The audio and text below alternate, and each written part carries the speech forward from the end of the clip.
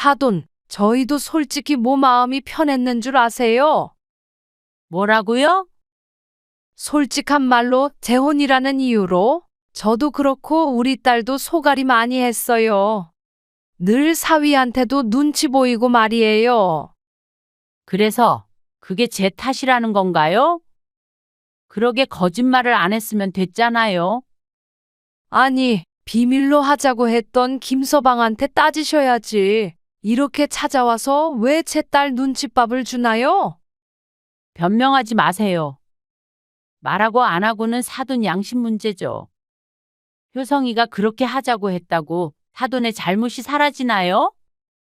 양심이 있다면 정정당당하게 말하고 허락을 받게 했어야죠. 양심이요? 참나, 한 번 결혼했던 여자는 다시 결혼도 못하나요? 그렇게 당당했으면 왜 숨겼어요? 아니, 그건 어쨌거나 우리가 김서방을 속인 건 아니잖아요? 사돈이 몰랐다고 해서 이렇게까지 할 문제는 아니라고 생각해요. 당사자가 괜찮다는데 왜 사돈이 난리세요? 그리고 오히려 한번 실패해본 사람이 두 번째는 더 잘하는 법이에요. 오늘 이야기 속 주인공은 63세 노정혜 씨입니다. 그리고 그녀의 아들과 며느리, 사돈에 관한 이야기입니다. 아들이 결혼한 지 2년 정도가 흘렀습니다. 그리고 그동안 아들 부부와 사돈은 노 씨 부부를 철저하게 속여왔죠. 모두 다 한통속이었습니다. 다른 사람들은 둘째 치고서라도 노 씨는 아들에게 깊은 배신감을 느꼈습니다. 며느리가 재혼이라는 사실을 숨기고 결혼한 아들 부부. 노 씨는 그런 아들을 이해해 보려고 노력했지만 그게 잘 되지 않았습니다. 마음이 괴롭고 모두가 괘씸해서 더 이상 가족으로 지낼 수 없을 것 같았습니다. 그런데 다들 노 씨 부부에게 말했습니다. 자식 인생에 지나친 참견을 하는 것이라고 말이죠. 그리고 사돈네도 노 씨 부부를 기만한 잘못은 뒷전으로 하고 오히려 적반하장으로 나왔습니다. 노 씨 부부를 유별난 사람들 취급을 하는 그들을 노 씨도 더 이상 이해하고 싶지 않았습니다. 참견하지 말라면 원하는 대로 해줄 생각이었습니다. 그로 인해 아들네가 노 씨에게 배신감을 느낀다면 그건 아들네가 감당해야 할 몫이라고 생각했죠. 노 씨는 아들과 딸이 하나씩 있었습니다. 내 아들, 딸이라 그런지 모르겠지만 어디 내놓아도 빠지지 않는 자식들이었습니다. 그래서 그런지 결혼 정년기가 된 아들에게는 특히 선자리가 많이 들어왔습니다. 내가 진짜 친한 언니가 있거든. 거기 딸이 약사야. 공부도 잘하고 집도 괜찮게 살아. 내가 딱 너희 아들하고 연결시켜주면 좋을 것 같아서 말이야. 우리 아들? 그래. 아직 장가 안 갔잖아. 슬슬 선보고 해야지. 애인 있대? 글쎄. 그런 말 못 들었는데. 한번 물어봐. 내가 사진 보내줄 테니까. 다른 사람한테는 소개 안 시켜줘. 너 정도 되니까 내가 달이나 볼 생각을 하지. 글쎄. 난 그냥 우리 아들이 알아서 연애하고 결혼하겠지 싶었는데. 그래도 어느 정도 양쪽이 맞아야 잘 사는 거야. 그래? 그럼 한번 물어는 볼게. 어느 날 중매를 서겠다는 친구의 말을 듣고 아들에게 물어보겠다고 했습니다. 그리고 한동안 잊고 지내다가 아들이 노 씨 집에 방문했을 때 생각이 나서 넌지시 물었죠. 그런데 돌아오는 대답에 조금 놀라게 되었습니다. 저 요즘 만나는 사람 있어요. 어?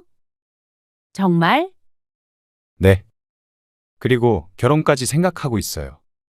진지한 사이예요. 결혼이라는 말에 다들 놀랐습니다. 전혀 그런 기색이 없었으니 말이죠. 어머. 잘 됐다. 나는 우리 아들 연애도 안 하고 있는 것 같아서 혹시나 해서 물어봤지. 네. 그러니까 선은 안 봐요. 당연히 그러면 선보면 안 되지. 우리도 언제 한번 보여줘. 그래. 곧 데리고 올게. 딸도 오빠가 여자친구가 있다는 사실을 모르고 있었던 모양이었습니다. 우리 아들 그럼 금방 결혼하는 거야? 세월 참 빠르다. 남편도 무척 좋아했습니다. 그리고 아들은 얼마 안 돼서 여자친구를 집으로 데리고 왔습니다. 노 씨는 설레는 맘을 안고 음식도 정성 들여 준비했죠. 예비 며느리의 예쁘장한 외모에 호감이 들었습니다.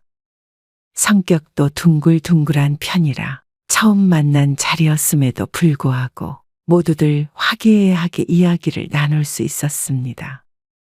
그 뒤로도 2번 정도 더 봤는데 생각보다 결혼 얘기가 빠르게 오가는 듯 했습니다.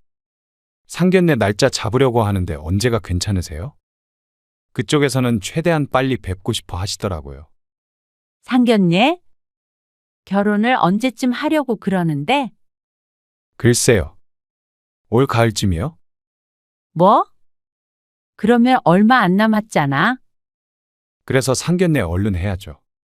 그래서 바로 열흘 뒤에 상견례를 하기로 했습니다. 뭐가 번갯불에 콩 볶아 먹듯이 일이 진행되는 것 같네. 그러게. 노 씨 부부는 얼떨떨한 심정이었습니다. 보통은 1년 정도 두고 결혼 날짜를 잡지 않나 생각이 들었죠. 하루빨리 결혼하고 싶은가 보지 뭐. 그렇게 좋을까? 어차피 하는 결혼 빨리 하든 늦게 하든 무슨 상관일까 싶었습니다. 그래서 아들이 하자는 대로 했죠. 그리고 상견례도 무척 순조롭게 진행이 되었습니다. 아이고, 저희 딸 누가 데려갈까 싶었는데 이렇게 좋은 짝이 나타나서 얼마나 좋은지 몰라요. 그러게요. 저희도 같은 심정이에요. 주위의 얘기를 들어보면 누구는 상견례 하다가 파혼했더라는 말도 들려오곤 했지만 노 씨에게는 해당되지 않았습니다. 예비 사도는 노 씨의 아들을 무척 좋아했고 상식밖에 언행도 하지 않았습니다. 아니, 오히려 너무 노 씨의 아들을 칭찬하는 바람에 몸둘 바를 모를 정도였습니다. 우리 딸이 보는 눈이 엄청 높나 봐요. 그러니까 이렇게 잘난 신랑감을 데리고 왔겠죠. 사부인은 밥 안 드셔도 배가 부르시겠어요? 아, 별 말씀을요. 저는 예쁜 따님 두셔서 너무 부러운데요, 뭘. 사실 이런 자리에서 이런 말씀드리기 조심스럽지만 이렇게 어른들 다 모인 자리에서 상의를 드려야 할 것 같아서요. 사실 저희가 딸 하나 있는 거 제대로 시집 보내고 싶은데 또 집까지 해줄 형편은 되질 않아서요. 그러면서 미안하다는 듯 말끝을 느리는 예비 사돈. 노 씨는 조금 당황했습니다. 자식들을 통해서 이야기를 할 줄 알았는데 말이죠. 그래도 자식들 앞에서 이런 말 하는 게 쉽지는 않았을 것 같아서 마음이 찡하기도 했습니다. 그 부분은 아들 통해서 말씀을 드리려고 했는데요. 그래도 저희가 자식들 결혼시키려고 모아둔 게 좀 있어요. 그래서 그 돈으로 신혼집은 마련이 될 것 같아요. 노 씨 부부가 미리 상의해둔 바였습니다. 본격적으로 결혼 준비를 하면 아들과도 이야기를 해보려고 했죠. 노 씨의 말에 예비 사도는 크게 기뻐했습니다. 아이고, 그러면 저희가 너무 감사하죠. 죄송해서 이걸 어째요. 죄송하긴요. 둘이 잘 살면 저희는 좋아요. 저희도 얼마라도 보탤게요. 혼수는 제대로 해야죠. 아무리 그래도 맨몸으로 결혼시킬 수는 없죠. 그렇게 집은 노 씨 부부가 사주기로 했고 예비 사돈이 혼수를 하기로 했습니다. 그리고 그 외의 것들은 대부분 생략하기로 했죠. 저희는 최대한 결혼은 서둘렀으면 해요. 우리 박서방, 아니 김서방도 그랬으면 하더라고요. 아, 안 그래도 이번 가을 안에 하겠다고 그러더라고요. 더 빨라도 좋고요. 더 빨리요? 뭐네? 애들이 준비되면 저희는 괜찮아요. 어차피 집은 해주기로 생각한 것이기에 그 뒤로는 큰 갈등 없이 일사천리로 결혼이 진행되었습니다. 그리고 6개월이 채 지나지 않아서 아들은 결혼식을 올렸습니다. 아침 일찍 화장을 하고 한복을 입고 예식장에 서 있으니 그제서야 아들의 결혼이 실감이 났죠. 엄마 이따가 울 거 아니지? 울긴 왜 울어? 양가 부모님한테 인사할 때 말이야. 그때 다들 울잖아. 울면 화장 지워져. 알지? 그래, 딸의 말에 어쩐지 지금 울컥하고 눈물이 나올 것 같았습니다. 첫 자식의 결혼이라 그런 듯 했습니다. 하지만 미처 글썽거리기도 전에 인사를 해오는 손님 때문에 활짝 미소 짓게 되었습니다. 여럿이 한꺼번에 오니 정신이 하나도 없었죠. 그러다 조금 손님이 한산해졌을 쯤이었습니다. 어쩐지 자꾸만 사람들이 노씨를 힐끔거리는 것 같았습니다. 처음에는 착각인 줄 알았지만 벌써 눈을 마주친 게 5번은 더 되었습니다. 그러니 노씨의 착각만은 아닌 것 같았습니다. 효성아. 엄마 머리 이상해? 그래서 옆에 함께 서 있던 아들에게도 머리를 가리키며 물었습니다. 머리요? 아니요. 괜찮은데요. 그럼 얼굴에 뭐가 묻었나? 얼굴도 쓸어보고 한복이 삐뚤어졌나 보아도 뭐가 문제인지 알 수가 없었습니다. 예쁜데 왜 그러세요? 아니, 사람들이 자꾸 쳐다보는 것 같아서 그렇지. 사람들이요? 아들이 주변을 휙휙 둘러보자 황급히 떨어지는 시선들. 아무래도 이상했습니다. 하지만 아들은 대수롭지 않게 웃어넘겼습니다. 그럴 리가 있어요. 그냥 결혼 주인공이니까 저 쳐다보는 거겠죠. 그런가? 괜한 오해인가 싶었습니다. 그리고 한참 지나고 예식 시간이 다가왔을 때 노씨 부부는 혼주석으로 자리를 옮겨 앉았습니다. 그런데 바로 뒤에 앉아있던 딸이 노씨의 귓가에 속삭였습니다. 엄마, 내가 아까 전에 이상한 말을 들은 것 같은데. 무슨 말? 아니, 아까 신부 대기실에 있다가 나오는데 사람들이 사람들이 왜?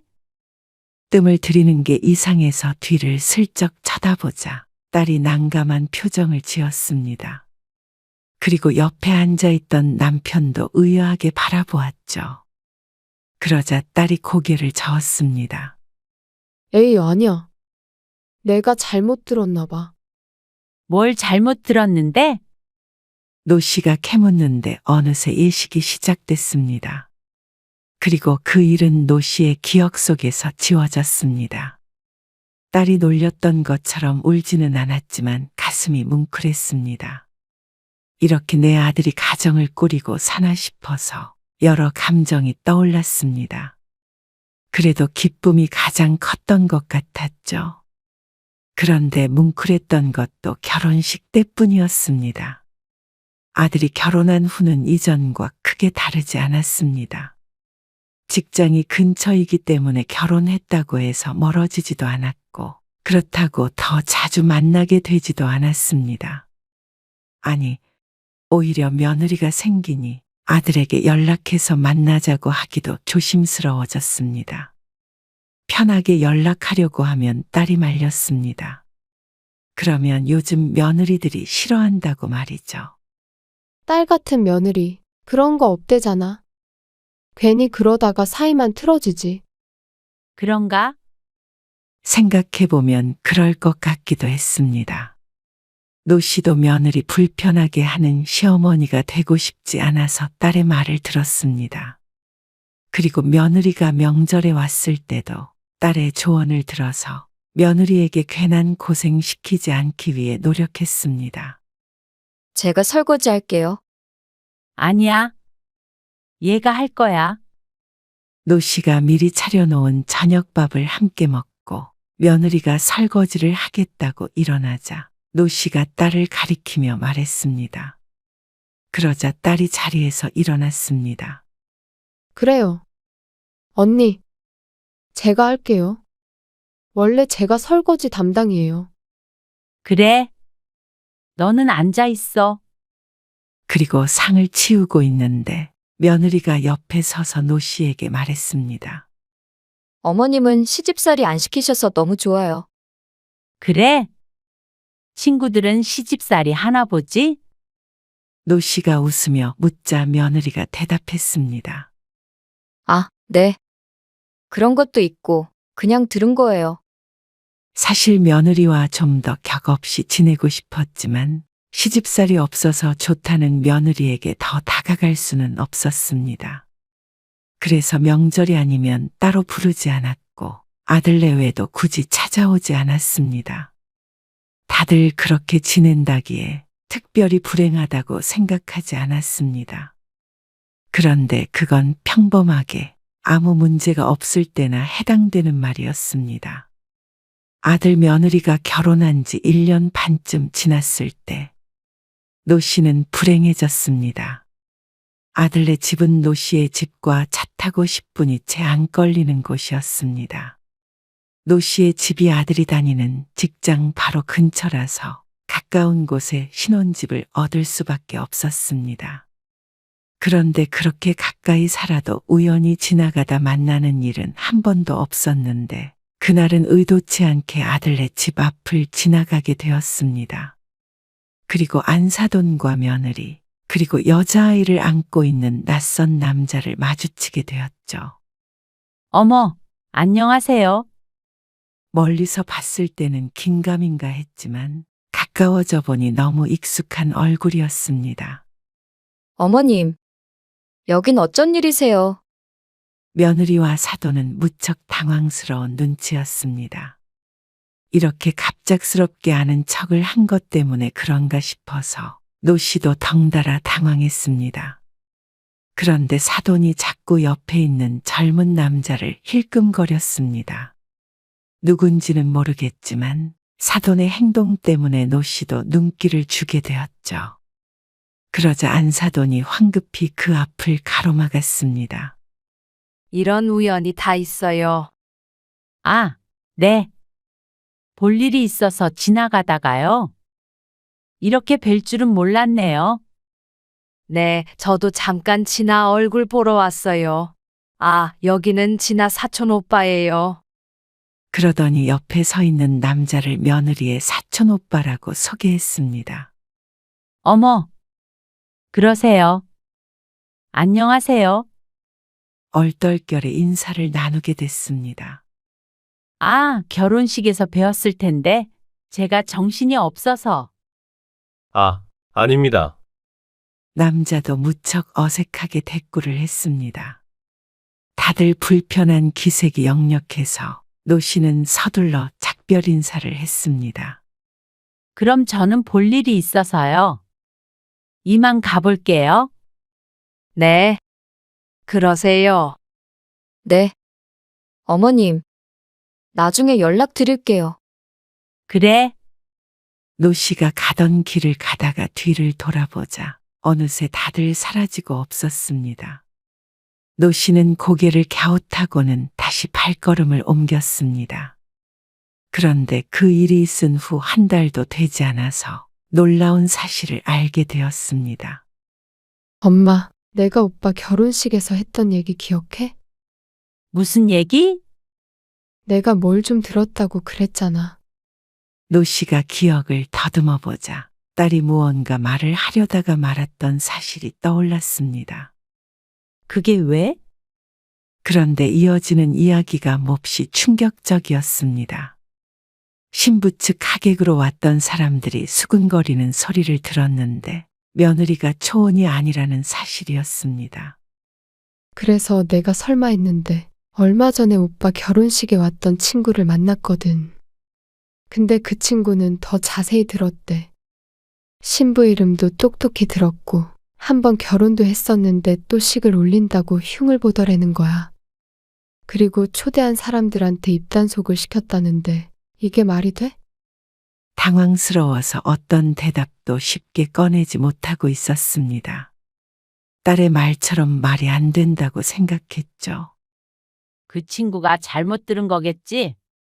내가 몇 번이나 확인했어. 오빠한테 얘기해야 하는 거 아니야? 확실하지도 않은데 말해서 부부싸움이라도 하면 어떡해? 혹시나 맞으면? 하지만 아들에게 쉽게 물어볼 수 없었습니다. 논란이 될 게 뻔했고 노 씨도 혼란스러웠습니다. 하지만 그새를 못 참고 딸이 따로 알아본 모양이었습니다. 그리고 휴대폰으로 어떤 사진을 보여줬습니다. 그곳에는 노 씨의 며느리와 사촌 오빠라는 사람이 있었습니다. 이거는 그게 전 남편이야. 새언니는 사진 다 내린 것 같은데 그거는 전 남편 아이디인 것 같아. 뭐? 딸이 들려준 이야기는 노 씨가 절대 듣고 싶지 않았던 종류의 것이었습니다. 하늘이 무너지는 기분이었습니다. 그러면 그때 같이 있던 사람이 사촌 오빠가 아니라 전 남편이라는 말이었습니다. 그러다 번뜩 그 사촌 오빠가 안고 있던 아이가 떠올랐습니다. 45살쯤 돼 보이는 아이였습니다. 그러면 그 아이는 며느리의 아이인가 싶자 머리가 핑 돌아 휘청거렸습니다. 그날 노 씨의 집은 뒤집어졌습니다.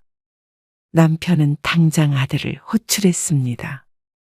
혹시나 아들이 모르고 있다면 이 사실을 알려야 한다고 생각했습니다. 하지만 그건 노 씨 가족들만의 착각이었습니다. 아들은 피해자가 아니었습니다. 제가 말하지 말자고 했어요. 뭐야? 어떻게 그런 걸 숨길 수가 있어? 아시면 반대하셨을 거잖아요. 그걸 말이라고 하는지 몰랐습니다. 어쩌면 그런 파렴치한 발상을 할 수 있었는지 기가 막혔습니다. 남편도 거의 뒤로 넘어갈 지경이었습니다. 노 씨의 가슴 속에도 폭풍이 일었습니다. 그리고 그 폭풍에 노 씨는 이리저리 휘청거리고 있는 중이었죠. 어쩌면 자신들이 대화의 여지도 없었던 부모였나 싶었습니다. 반대할까봐 모두들 작당해서 속이는 걸 택했을 만큼 무시해도 되는 존재였나 생각했습니다. 그리고 그걸 주도한 게 내 아들이라고 생각하면 억장이 무너졌죠. 하지만 노 씨는 마음을 가라앉히려고 노력했습니다. 이미 벌어진 일이니 대화를 나눠보고 싶었습니다. 그런데 아들은 무척 방어적으로 굴었습니다. 혹시라도 진아한테 뭐라고 할 생각 마세요. 뭐? 지금 너는 그런 말이 나오니? 만나서 얘기는 해봐야 할 거 아니야? 기가 막혔지만 아들은 노 씨나 남편의 심정 같은 건 전혀 걱정되지 않는 모양이었습니다. 그러면 솔직히 말했으면 허락하셨을 거예요? 허락을 하든 안 하든 어떻게 그런 걸 속여? 설령 반대를 하더라도 솔직하게 얘기를 했었어야지. 보통 일도 아니고 말이야. 애까지 있는 상황에서 숨길 생각을 어떻게 해? 가슴을 내리치고 싶은 것을 참고 조용히 이야기했습니다. 최대한 이성적으로 말하고 싶었습니다. 하지만 아들은 전혀 도와주지 않았습니다. 그런 과정에서 진아한테 상처 주고 엄마 아빠랑 등지고 그러기 싫었어요. 그런 제 심정도 이해해 주세요. 어쩜 이렇게 이기적인 생각만 하는지 몰랐습니다. 너는 우리가 반대를 했더라도 설득을 하려고 노력해야 했어. 그게 싫어서 부모를 무시하고 사돈이랑 며느리랑 짜고 우리를 기만한 거 아니야? 기만이라뇨. 거보세요. 이렇게 노발대발할 거 아는데 어떻게 얘기해요? 그럴 걸 아니까 더더욱 얘기했어야지. 그만큼 말도 안 되는 일이라는 거 너도 알고 있던 거 아니야? 어떻게 다들 한통속으로 우리를 속일 수가 있어. 이제 보니까 결혼식에서 다들 수군거리던 게 그것 때문이었어. 우리가 얼마나 우습게 보였겠어? 아, 더 이상 저는 할 말 없어요. 어차피 결혼한 거 물을 수도 없잖아요. 그냥 받아들이세요. 이미 늦었어요. 뭐야? 어쩜 이렇게 뻔뻔한 태도를 보이는지 몰랐습니다. 이미 혼인신고를 했으니 배째라는 시기였습니다. 그러면 평생 숨길 생각이었냐? 남편이 힘없이 중얼거리며 물었습니다. 그리고 아들은 대답했죠. 네. 평생 모르시는 편이 낫죠. 제 인생이니까 더 이상 이 일 가지고 뭐라고 하지 마세요. 그리고 더 이상의 부연 설명 없이 자리에서 일어났습니다. 다시 한번 말씀드리는데요. 진아한테 따로 연락해서 뭐라고 그러지 마세요. 제가 시킨 거니까. 찬바람이 불 정도로 쌀쌀맞게 얘기하고 집을 떠난 아들. 남겨진 사람들은 찬물이라도 뒤집어 쓴 듯이 정적에 휩싸여 있었습니다. 금방이라도 눈물이 쏟아질 것 같았습니다. 방금 나간 사람이 내 자식이 아닌 것처럼 낯설었습니다. 아들을 대면하기 전에는 최소한 사죄의 말은 한마디라도 할 줄 알았습니다. 그동안 속여서 미안하다. 어쩔 수 없었다. 그런 말은 단 한마디도 없이 이미 결혼했으니 더 이상 참견하지 말라는 말을 남기고 떠난 아들. 배신감에 치가 떨렸습니다. 그동안 아들도 노씨 가족을 속이며 마음이 편치 않았을 것 같아 차분하게 얘기하고 싶었지만 아들은 그런 기회조차 주지 않았습니다. 결혼하면 남이라더니 어쩜 남보다도 차갑고 매정한 것 같았습니다. 이대로 눈 감고 입 닫고 귀 막고 그렇게 살아야 하나 싶었습니다. 아들이 부모를 속이고 애가 있는 이혼녀와 결혼을 했고 그 모든 걸 사돈네는 알고도 적극적으로 속이는데 가담을 했는데 말이죠. 이런 기막힌 일이 드라마 속 이야기가 아니라 내 이야기가 됐으니 발 뻗고 잠을 잘 수가 없었습니다. 이대로는 앞으로 며느리의 얼굴을 어떻게 봐야 할지도 몰랐습니다. 전처럼 대할 수 있을 리도 없었죠. 혹시라도 며느리에게서 어떤 연락이라도 올까 싶어서 며칠을 피말리는 심정으로 기다렸습니다. 하지만 아들도 며느리도 사돈도 그 누구도 노 씨에게 어떠한 설명도 해주지 않았습니다. 정말로 바보가 된 것 같은 기분이 들었습니다. 그래서 노 씨가 일요일 오전에 집을 나섰습니다. 이 시간이면 아들도 며느리도 집에 있을 것 같아서 무작정 찾아갔습니다. 미리 연락하면 안 만나려고 할 게 뻔하니 말이죠. 그런데 문이 열리고 들어간 아들네 집에는 안사돈까지 와 있었습니다. 노 씨의 얼굴을 보자 안절부절 못하는 게 지은 죄가 많아 보였습니다. 노 씨도 아들에게 가장 서운했지만 그에 못지않게 사돈한테도 할 말이 많았습니다. 설령 아들이 비밀로 하자고 했어도 어른인 이상 그에 동조하면 안 됐다고 생각했습니다. 왜 오셨어요? 얘기 좀 하자. 진아, 너도. 제가 진아한테 뭐라고 하지 말라고 말씀드렸잖아요. 그러면 내 며느리가 남의 애도 있다는데 나는 아무 말도 못하니? 어떻게 된 일인지 설명도 못 들어? 그 정도 권리도 없어? 어머님, 며느리가 고개를 숙이자 눈치를 보던 안사돈이 나섰습니다. 자신의 딸이 고초를 당하는 것은 차마 볼 수 없던 모양이었죠. 사돈, 저희도 솔직히 뭐 마음이 편했는 줄 아세요? 뭐라고요? 따지듯 말하는 안사돈 때문에 할 말을 잃었습니다. 솔직히 재혼이라는 이유로 저도 그렇고 우리 딸도 소갈이 많이 했어요. 늘 사위한테도 눈치 보이고 말이에요. 그래서 그게 제 탓이라는 건가요? 그러게 거짓말을 안 했으면 됐잖아요. 아니, 비밀로 하자고 했던 김서방한테 따지셔야지. 이렇게 찾아와서 왜 제 딸 눈칫밥을 주나요? 변명하지 마세요. 말하고 안 하고는 사돈 양심 문제죠. 효성이가 그렇게 하자고 했다고 사돈의 잘못이 사라지나요? 양심이 있다면 정정당당하게 말하고 허락을 받게 했어야죠. 양심이요? 참나, 한 번 결혼했던 여자는 다시 결혼도 못 하나요? 그렇게 당당했으면 왜 숨겼어요? 아니, 그건 어쨌거나 우리가 김서방을 속인 건 아니잖아요. 사돈이 몰랐다고 해서 이렇게까지 할 문제는 아니라고 생각해요. 당사자가 괜찮다는데 왜 사돈이 난리세요? 그리고 오히려 한번 실패해 본 사람이 두 번째는 더 잘하는 법이에요. 그걸 지금 말이라고 하세요? 입장을 바꿔서 생각해 보세요. 입장까지 바꿀 게 뭐가 있어요. 저는 진아만 좋다면 다 오케이예요. 사돈을 속였어도 말이죠. 그건 대단하시네요. 그 하객들 전부 입단속 시켰던 거 생각하면 소름 끼치기까지 해요. 모두 다 작정하고 한통 속이 돼서 노 씨를 속였다는 사실에 치가 떨렸습니다.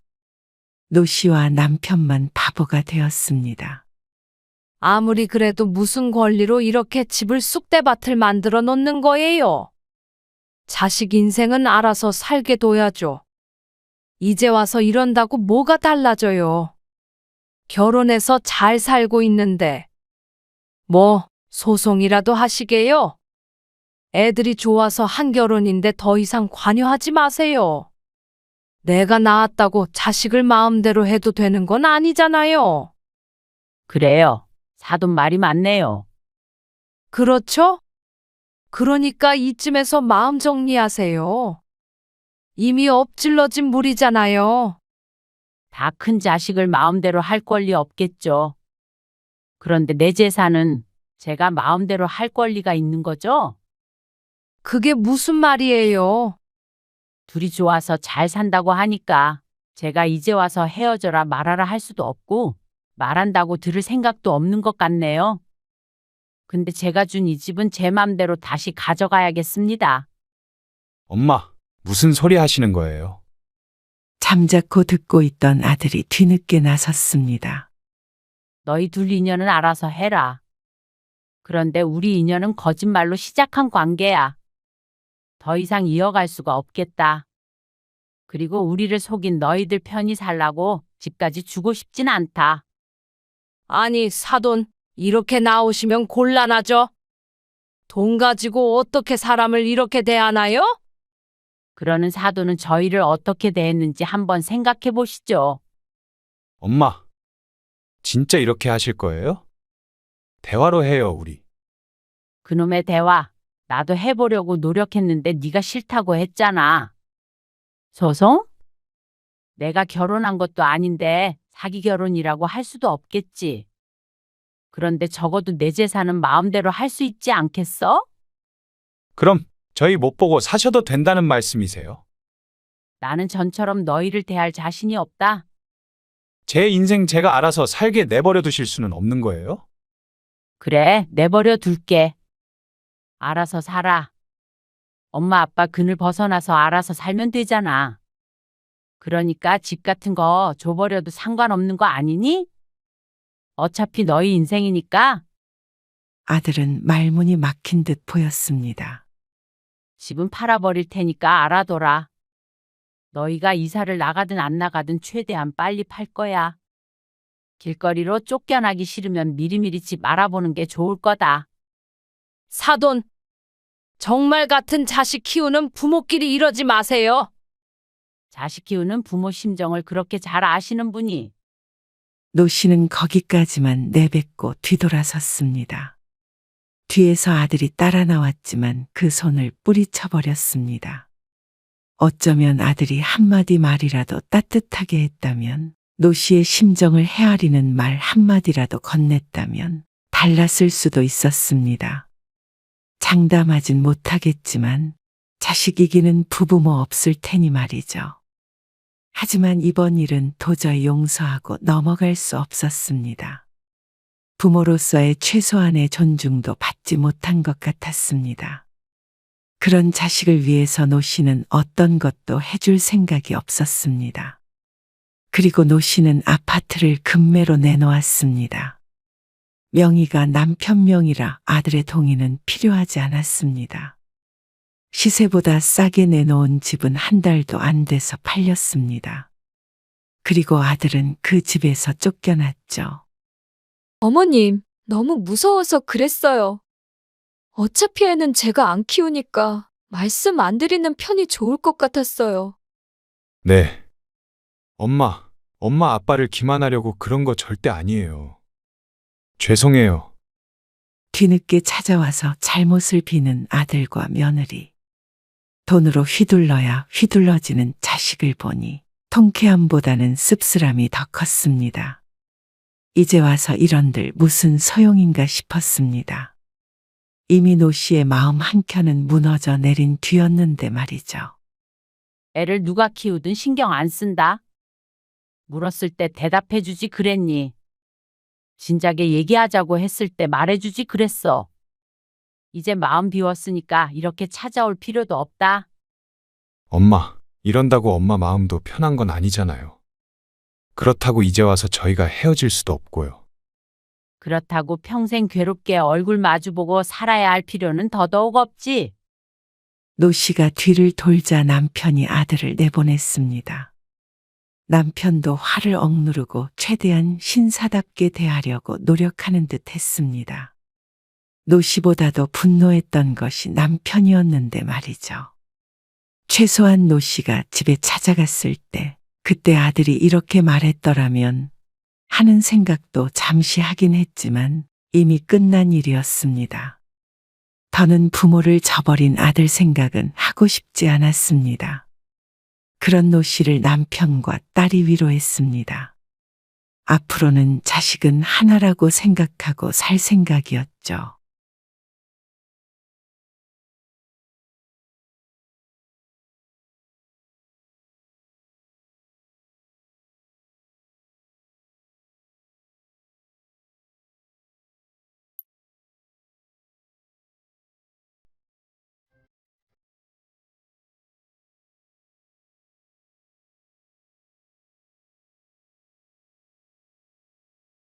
제가 요즘에 잠도 잘 못 자고 밤에도 누워서 계속 눈물만 흘려요.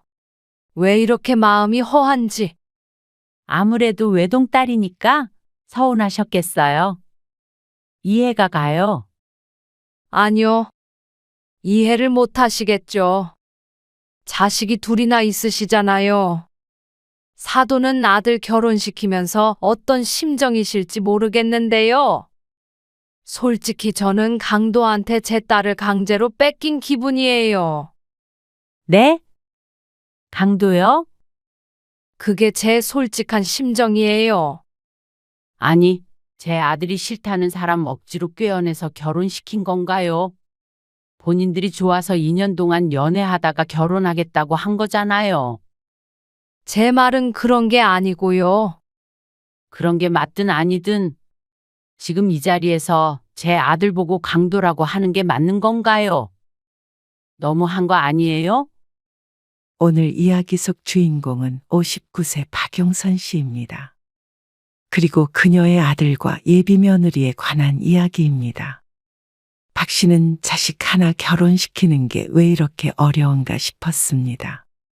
다들 이런 과정을 통해서 결혼을 시키는 것인가 궁금하기까지 했죠. 모든 걸 상대방에게 맞춰서 진행하려고 해도 갈등이 끊이질 않았습니다. 그런데 겨우 자리한 상견례에서 그런 말을 들을 줄은 꿈에도 몰랐습니다. 내 아들에게 딸을 뺏어간 강도라면서 눈물 짓는 예비 사돈을 보자 어이가 없어 할 말을 잃었습니다. 그렇게 소중한 딸을 왜 결혼을 시키려 하는 것인지 이해가 가지 않았죠. 집도 주고 혼순이 예단이니 아무것도 받지 않았는데 이런 기울어진 결혼을 하면서 내 아들을 도둑놈 취급하는 집안이랑 이렇게 사돈을 맺어야 하는 것인가 싶었습니다. 앞으로의 나날들이 어쩐지 눈앞에 그려지는 것 같았습니다. 그리고 이어지는 황당한 발언들에 박 씨는 더 이상 참을 수가 없었습니다. 그래서 마지막 인사말을 내뱉고 그 자리를 박차고 나왔죠. 박 씨는 아들과 딸이 하나씩 있었습니다. 30살 딸은 근처에 직장을 다니며 아직 박 씨 부부와 함께 살았고 아들은 34살로 독립해서 살고 있었습니다. 아들은 예전에 박 씨 부부가 살던 박 씨 명의의 아파트에 거주했는데 아들의 직장과 워낙 가까워 아파트를 팔지 않고 아들에게 살게 했던 것이었죠. 아들과는 따로 살지만 그래도 2주에 한 번 정도는 만나서 가족끼리 외식도 했습니다. 아들도 딸도 모난 구석이 없어서 화목했습니다. 엄마 아빠 시간 되는 주말에 내 남자친구 소개시켜 줄게. 정말? 혹시 결혼 얘기 하려는 거 아니지? 에이, 아직 만난 지 얼마 안 됐는데 뭘. 그냥 같이 밥만 먹으려는 거야. 딸도 이제 30이라 혹시나 하는 마음에 물었습니다. 그런데 말없이 함께 식사하고 있던 아들이 입을 열었습니다. 사실 제가 그 말씀 드리려고 오늘 뵙자고 한 거예요. 무슨 말? 결혼? 네. 희민이랑 결혼 얘기 오가고 있어서요. 정말이야? 남편도 놀라서 물었습니다. 둘 다 30이 넘었고 만나는 사람들이 있었으니 당연히 누구든 곧 소식이 있을 거라고 생각했습니다. 그래도 첫 결혼 소식이니만큼 놀라긴 했죠. 아들의 여자친구는 직장에서 만난 1살 연하의 동료로 교제 기간이 2년가량 된 것으로 알고 있었습니다. 그리고 박 씨 부부도 몇 번 만나본 적이 있었습니다. 한번 정식으로 데리고 올게요. 그래. 그렇게 해라. 남편도 박 씨도 설레고 기쁜 마음이 컸습니다. 34살이면 딱 좋은 나이였죠. 그리고 아들은 보름 뒤에 여자친구를 데리고 집에 왔습니다. 몇 번 본 적도 있었고 명절에 선물도 받은 적도 있기에 어색하지는 않았습니다. 그렇게 여자친구가 돌아간 뒤로 며칠 뒤에 아들이 집으로 찾아왔습니다. 박 씨 부부가 아들의 결혼에 대해서 의논하기 위해서 따로 부른 것이었죠. 상견례는 언제 하기로 했어? 그건 상의를 해볼게요. 희민이도 부모님께 여쭤본다고 했어요. 그래. 우린 주말이면 다 괜찮아. 네. 그리고 집이나 이런 건 어떻게 하기로 얘기가 오가고 있는 거야? 박 씨가 아들을 부른 이유였습니다. 가장 중요한 문제였는데 아들이 먼저 물어보기가 힘들 것 같아서였습니다. 그래서 박 씨는 남편과 상의했던 바를 아들에게 얘기했습니다. 너 살고 있는 그 아파트 말이야. 거기서 신혼생활하면 어떨까 해서. 아, 지금 집이요? 그래. 어차피 너희 회사가 그쪽이잖아. 아들이 살고 있는 아파트는 직장에서 차 타고 10분, 15분밖에 걸리지 않는 위치였습니다. 그래서 아들도 그곳에 살고 있는 것이었기 때문에 그것보다 더 좋은 위치에 집을 구하긴 쉽지 않을 것이었습니다. 그리고 아이를 키우기에도 작지 않은 평수였기 때문에 결혼 선물 겸 그 집을 주면 좋겠다 싶었죠. 정말요? 그 집을 주신다고요? 아들이 놀라서 되물었습니다. 그러자 박 씨가 흔쾌히 대답했죠. 그래. 식 올리면 명의는 네 앞으로 바꿔줄게. 현재 박 씨의 앞으로 되어 있는 아파트이기 때문에 증여를 해줄 생각이었습니다. 사내 부부니까 직장 가까운 게 최고잖아. 그건 그렇죠. 살던 집이라지만 아주 오래된 아파트도 아니었고 집값도 올라서 충분한 지원이 될 것이라고 생각했습니다. 그리고 아들도 무척 좋아했습니다. 감사해요. 진짜 잘 살게요. 연신 고맙다고 하는 아들을 보니 박 씨 부부도 흐뭇했습니다. 나중에 들으니 아들의 여자친구인 희민도 굉장히 좋아한 듯 했죠. 그리고 얼마 안 돼서 상견례 날짜가 잡혔습니다. 그날 괜찮으세요? 괜찮아? 토요일 저녁이지? 네. 맞아요. 알았어. 수정이한테는 엄마가 얘기할게. 딸에게도 주말에 시간을 비워두라고 해야 했습니다. 그런데 아들이 머뭇거리더니 물었습니다. 근데 상견례 장소 말이에요. 아, 어디에서 하기로 했어? 희민이 부모님 사시는 곳 근처에서 해도 될까요? 아, 멀리서 사신다고 안 했나? 그렇게 먼 건 아니고요. 한 1시간 정도 걸리죠. 그래. 상관없어. 네. 그러면 그쪽으로 알아볼게요. 상대 부모님을 제외하고는 전부 이쪽 지역에서 살고 있기에 이 근처에서 하는 게 합리적인 듯 보였지만 아들이 그렇게 말한 데에는 이유가 있을 것이라고 생각했습니다. 그래서 박씨 부부도 별말 없이 그러자고 했습니다. 아들의 말대로 한번 오가기에 아주 먼 것도 아니었으니 말이죠. 그런데 상견례 날이 다가와 가는데 아들이 또다시 연락을 해왔습니다. 이 시간에 웬일이야? 상의드릴 게 있어서요. 무슨 일? 그 아파트 말인데요. 제가 지금 살고 있는 집 말고 다른 곳에다가 집을 얻었으면 해서요. 어? 왜? 박 씨가 의아하단 듯이 물었습니다. 이미 명의를 넘겨주기로 되어 있었는데 갑자기 다른 지역으로 가겠다는 아들. 왜? 거기보다 가까운 곳으로 가게? 아니요, 그게 아니고요. 아들이 쉽게 말을 꺼내지 못했습니다. 왜 그러는데? 그 집 싫다 그래? 아, 그래서 그런 건 아니고요. 어디로 가려고? 그러자 아들이 내뱉은 지역이 익숙했습니다. 거기 희민이 부모님 사시는 곳 아니야? 아, 네. 맞아요. 희민이가 부모님 근처에서 살고 싶다고 해서요. 하지만 며칠 전 상견례 장소를 들어서 내비게이션을 찍어봤지만 박 씨의 집에서 1시간가량 걸렸습니다.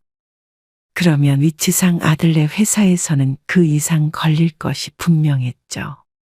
너무 멀어지는 거 아니야? 박 씨가 걱정스럽게 물었습니다.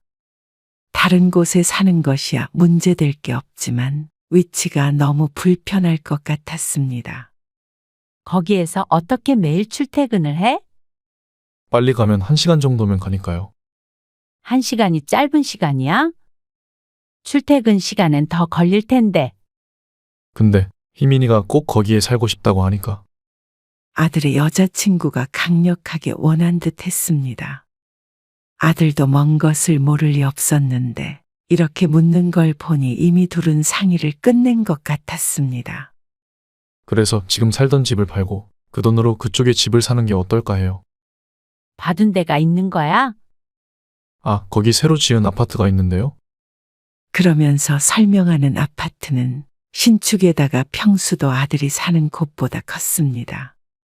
확인해 보진 않아서 모르겠지만 아파트 가격은 비슷하긴 할 것 같은데 돈이 조금 더 들지도 몰랐습니다.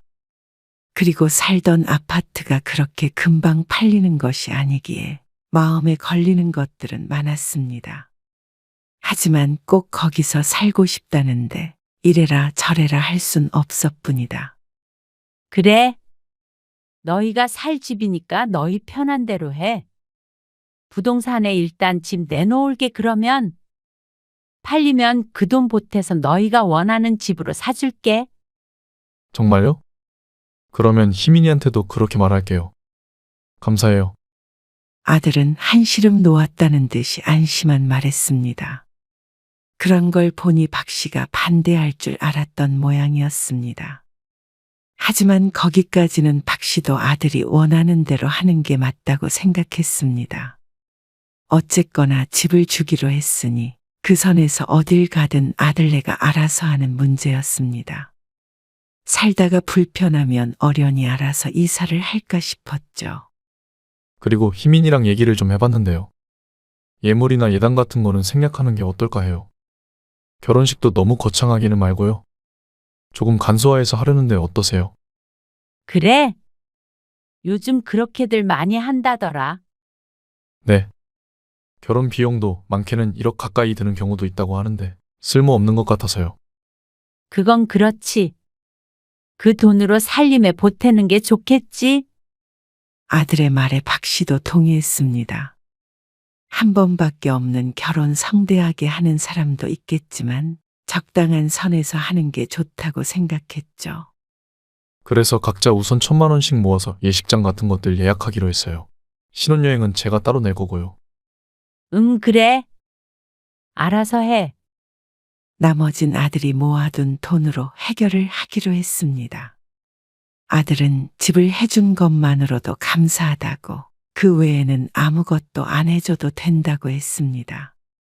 그런데 얼마 뒤에 대화를 나누다가 상대방 쪽에서 아들에게 양복을 선물해 줬다는 이야기를 듣게 됐습니다. 우리도 뭐라도 해줘야 하는 거 아닐까?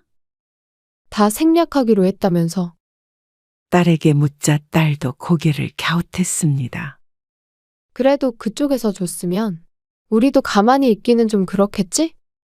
그렇지? 그럼 가방 같은 거라도 하나 사주면 되지 않을까? 명품 가방 같은 거? 가방은 너무 비싼 거. 오빠 양복은 100만 원 정도 하는 것 같던데. 가방은 얼마 정도 하는데? 글쎄, 200만 원에서 비싸면 500만 원 정도 하지 않나? 에이, 비싸긴 하다. 그럼 그냥 팔찌 같은 거 줘. 하지만 그쪽에서 100만 원짜리를 줬다고 해서 가격을 맞춰서 주는 것은 너무 인정머리가 없는 것 아닌가 싶었습니다. 그래도 너무 다 생략해서 서운해할까봐 좀 그랬는데. 차라리 잘 됐어. 박 씨는 아들을 통해서 예비 며느리에게 500만 원을 보냈습니다. 예물로 좋은 가방을 하나 사라고 말이죠. 그리고 얼마 뒤에 만나게 된 아들에게 물었습니다. 결혼 준비 잘 돼가? 네. 지금 직장 알아보고 있어요. 그래도 시간이 조금 있잖아. 지난번에 너희 직장 동료가 결혼했다는 거기 있잖아. 엄마도 저번에 가보니까 좋던데. 거기도 한번 봐봐. 아, WS 웨딩홀이요? 그래. 거기 음식도 정말 괜찮더라. 근데 저희 알아보고 있는 예식장이 희민이네 집 근처라서요. 아, 그래? 결혼식도 그쪽에서 하게? 무언가 계속 끌려가고 있다는 생각은 들었습니다. 신혼생활도, 상견례도, 결혼식도 모두 그쪽에서 한다는 것이 조금 이기적이라고 느껴졌습니다. 아들이나 예비 며느리의 현재 거주지가 이쪽이고 직장도 이쪽인데 어째서 그곳에서 결혼식을 올리겠다는 것인지 이해는 가지 않았죠. 그렇지만 박 씨는 알아서 하라고 했습니다. 별것 아닌 문제로 참견해서 중간에서 아들을 곤란하게 만들고 싶지 않았습니다. 그래. 너희가 알아서 잘하겠지? 근데 희민이는 가방 예쁜 거 샀어? 무슨 가방을 샀다는 소리가 없어서 물었습니다. 그런데 아들이 엉뚱한 소리를 했습니다. 아, 가방 안 사고요. 결혼식 비용이 보탠데요. 뭐? 1,000만 원씩 내기로 한 그거? 네. 그럼 1,500만 원을 낸다는 거야? 아니요. 그건 아니죠. 그것까지 해서 1,000만 원이에요. 아들은 가방을 안 사고 결혼 비용에 보태는 것을 개념 있다고 생각하는 모양이었지만 박 씨의 생각은 조금 달랐습니다. 엄연히 예물을 사라고 준 돈인데 그걸 자신이 내야 할 결혼 자금으로 쓴다는 게 상식적으로 이해가 가지 않았습니다. 그러면 결국엔 박 씨 쪽에서 1,500만 원을 내고 상대방은 500만 원을 낸 것이나 마찬가지 아닌가 싶었습니다. 하지만 아들은 어차피 준 돈이니 결혼자금에 보태든 가방을 사든 똑같은 거 아닌가 하고 오히려 이해가 안 간다는 듯이 말했습니다. 박 씨는 자신이 잘못 생각하고 있나 싶어서 딸에게 물었더니 딸도 박 씨와 같은 말을 했습니다. 그러면 원래 내야 할 1,000만 원은 낸 상태에서 500을 더 보태야 하는 거 아닌가? 박 씨도 그렇게 생각했습니다. 결혼자금에 보태라고 준 돈이 아니니 말이죠. 좀, 그러네. 딸도 그런 것에 크게 신경 쓰는 성격이 아니었는데도 떨떠름한 표정을 지었습니다. 오빠가 좀 호구 같은데? 그 말에 박 씨는 피식하고 웃었습니다. 박 씨도 속으로 같은 생각을 하고 있었기 때문이었습니다. 그런데 그거 다 맞추는 우리도 호구 같네. 솔직히 끝난 얘기지만 집 문제도 좀 그랬잖아. 딸이 무슨 말을 하는지 이해했습니다. 딸도 당시엔 아무 말 하지 않았지만 의아하게는 생각한 모양이었습니다. 굳이 그쪽으로 이사를 하겠다는 것도 너무 이기적인 거지. 그리고 살던 집을 주겠다고 그런 건데 꼭 집을 맡겨놓은 것처럼 집을 팔아라 말아라 하는 것도 그렇고. 오빠는 질질 끌려가기만 하네. 사실 박 씨 부부도 말로 표현만 안 했다 뿐이지 딸과 같은 심정이긴 했습니다. 한두 번이면 모르겠지만 계속해서 이러니 기분이 그리 좋지만은 않았죠. 그래도 어쨌거나 가방을 사든 결혼 자금에 보태든 우리 손 떠난 돈이니까 알아서 하라고 둬야지. 그 뒤로도 이것저것 자잘한 일들이 많았습니다. 혼수도 새로 들이지 않고 아들이 쓰던 가구를 그대로 쓰겠다고 했을 때도 그러려니 했습니다. 결혼을 엎어버리지 않을 이상은 서로 맞춰가는 수밖에 없었습니다. 그런데 모든 건 다 참을 수가 있었습니다. 하지만 더 이상 참을 수 없는 일이 상견례에서 벌어지게 되었죠. 상견례 당일, 박 씨 부부는 딸과 함께 약속 장소로 갔습니다. 그리고 도착한 지 얼마 안 됐을 때 아들과 예비 며느리 그리고 예비 사돈네가 도착했죠. 안녕하세요. 처음 뵙겠습니다. 네. 안녕하세요. 서로 인사를 나누고 앉았는데 어쩐지 상대 부모의 안색이 어두워 보였습니다. 마지못해 나온 듯한 표정에 박 씨 가족도 무척 당황스러워서 서로의 눈치를 볼 정도였습니다. 그런데 그런 표정을 짓는 이유를 곧 알게 되었습니다. 신혼집을 저희 집 근처에다 하게 된 것 때문에 혹시나 기분 상하셨을까봐 말씀드려요. 집 해주시는 거 감사하게 생각해요. 다른 뜻이 있어서 그런 건 아니었고요. 우리가 자식이라고는 희민이 하나예요. 그래서 아무리 생각해도 멀리 떨어져 살 수가 없을 것 같아서요. 아, 그러세요. 이해해요? 저희는 희민이 없으면 못 살아요. 그 말에 어쩐지 등줄기가 서늘해지는 기분이었습니다. 유별나다는 생각은 들었습니다. 박 씨는 자식이 둘이라 그 심정을 완전히 알 수는 없지만 그때까지만 해도 아주 이해 못할 얘기는 아니라고 생각했습니다. 하지만 예비사돈의 말은 점점 선을 넘기 시작했습니다. 우리 희민이가 어려서부터 인기가 얼마나 많았다고요. 사실 대학도 더 좋은 데 나올 수 있었는데 시험 보다가 조금 실수를 하는 바람에 아무튼간 원래는 우리 유서방보다는 학벌이 좋았을 거예요. 아, 그래요. 그럼요. 얼마나 똑똑했다고요. 얼굴도 예쁘고. 상견례가 아니라 자기 딸을 자랑하러 나온 자리 같았습니다. 한두 번 들었을 때는 박 씨도 맞장구를 쳤지만 비슷한 말이 계속되자 표정 관리가 힘들었습니다. 자기 자식 칭찬만 하는데 그치지 않고 은근슬에 박 씨의 아들을 깎아내리는 것이 문제였습니다. 사실 우리 딸이 몇 년은 더 있다가 결혼할 줄 알았거든요. 그래서 예전에 아는 사람이 변호사랑 중매를 선다길래 제가 결혼은 아직 멀었다고 거절을 했지 뭐예요. 그 말에 기가 막혀 입을 벌리고 있자 바깥사돈이 헛기침을 했습니다. 예비 며느리는 민망한 표정은 짓고 있었지만 그것뿐이었습니다. 상대 아버지의 헛기침 소리에 여자는 호호 웃었습니다. 말이 그렇다는 거예요. 아무튼간 이렇게 갑자기 결혼이 진행될 줄은 몰랐어요. 아, 그러세요. 그래도 결혼할 나이가 되긴 했죠? 예비 며느리의 나이도 33이었습니다. 아들과 1살 차이였으니 그렇게 갑작스러운 나이도 아니었죠. 나이가 중요한 게 아니고 이래저래 서운하다 이거죠. 무엇이 그렇게 서운한지는 몰랐지만 박 씨도 할 말이야 많았습니다. 집을 팔고 새로운 집으로 가겠다고 했을 때 상대방 쪽에서도 얼마 정도는 보태겠다고 할 줄 알았습니다. 이미 집을 주겠다고 했으니 받을 생각은 없었지만 그게 인지상정이 아닌가 싶었습니다.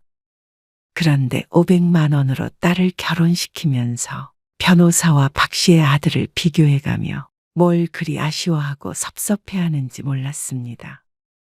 설령 그런 마음이 들더라도 이 자리에서 할 말은 아니지 않나 싶었죠. 그런데 이어지는 말에는 박 씨도 놀랄 수밖에 없었습니다. 제가 요즘에 잠도 잘 못 자고 밤에도 누워서 계속 눈물만 흘려요. 왜 이렇게 마음이 허한지.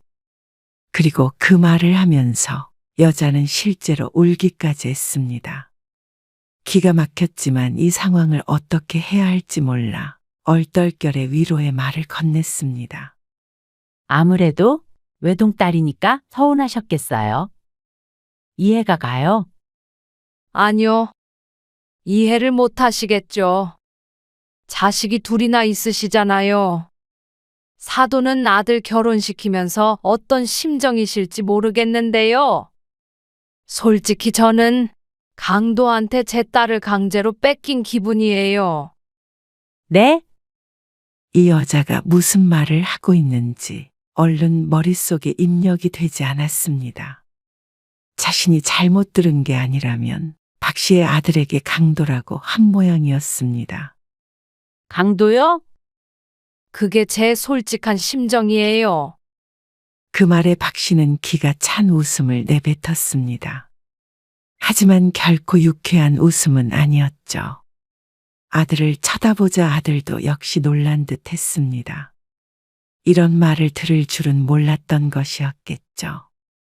아들뿐만이 아니라 남편도 딸도 불쾌한 표정을 짓고 있었습니다. 이런 소리에도 가만히 있으면 딸의 말처럼 호구의 바보였습니다.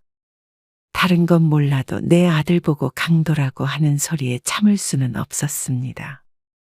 아니, 제 아들이 싫다는 사람 억지로 꿰어내서 결혼시킨 건가요? 본인들이 좋아서 2년 동안 연애하다가 결혼하겠다고 한 거잖아요. 제 말은 그런 게 아니고요. 그런 게 맞든 아니든 지금 여기서 그런 소리를 하는 게 맞는 거예요? 박 씨의 말에 여자는 오히려 자기가 더 억울하다는 듯이 말했습니다. 그것 보세요. 이해 못 하실 거라고 했잖아요. 자식은 딸 하나뿐인데 솔직히 도둑한테 딸 뺏기는 심정이에요. 나중에 따님 결혼시키면 제 심정 아시겠죠?